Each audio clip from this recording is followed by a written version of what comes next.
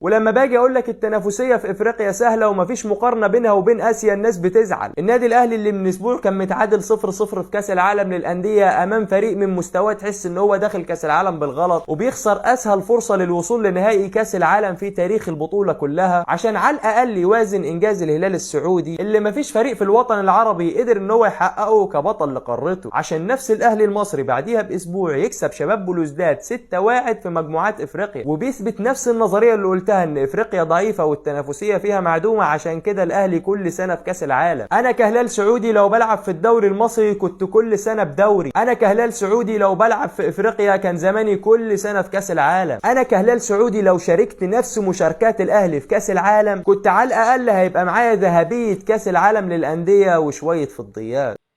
انت كهلال سعودي ما تقدرش تعمل زينا. انت كهلال سعودي اللي مخلي دوريك عالي وبيتكلم عليه الناس ان انت جايب لعيبة. فين لعيبتك السعودية؟ اهو انت عمال كل ماتش تخسر من ده وتخسر من ده وتخسر من ده.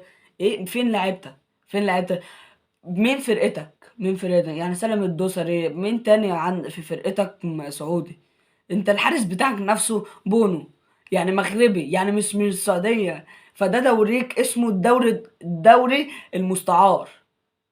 ده مش دوري سعودي. ده لو دوري سعودي كان هيبقى معظم اللعيبه سعوديه زينا كده، 5 لعيبه او 8 لعيبه او 6 لعيبه تكون محترفين. امال انت عندك اكتر من 6 لعيبه كمان. يعني انا مش عايز اقول لك ان الدوري ده اصلا ما فيهوش ولا واحد يجي يقف قدام الاهلي. انت عملت ايه لما وقفت قدام الاهلي؟ عملت ايه؟ الاتحاد عمل ايه؟ بلدك كلها عملت ايه ولما وقفت قدام فرق مصر؟ عملوا ايه قدام الزمالك؟ يا حبيبي انتوا مالكوش في الكوره، انتوا اخركوا تشموا بصل بجد. انتوا مالكوش في الكوره.